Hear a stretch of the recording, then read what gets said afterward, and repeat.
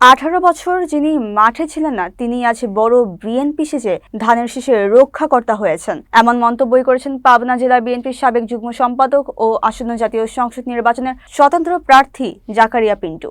মাওলানা আমির হামজা কর্তৃক বিএনপির চেয়ারম্যান তারেক রহমানের প্রয়াত ভাই কোকোকে নিয়ে কুরুচিপূর্ণ বক্তব্য দেওয়ার প্রতিবাদে শনিবার রাতে ঈশ্বরদী পৌর ও উপজেলা বিএনপি এবং এর অঙ্গ ও সহযোগী সংগঠনের উদ্যোগে আয়োজিত প্রতিবাদে বিক্ষোভ মিছিল শেষে ঈশ্বরদী শহরের বাজার রিকশা স্ট্যান্ডে অনুষ্ঠিত পথসভায় তিনি এসব কথা বলেন। ঈশ্বরদী উপজেলা বিএনপির সাবেক সভাপতি শামসুদ্দিন আহমেদ মালিথার সভাপতিত্বে অনুষ্ঠিত সভায় আরও বক্তব্য দেন আটঘরিয়া ইউপি চেয়ারম্যান ও বিএনপি নেতা ফারুক হোসেন, বিএনপি নেতা ইসলাম হোসেন জুয়েল ও আনোয়ার হোসেন জনি সহ অন্যান্য নেতৃবৃন্দ।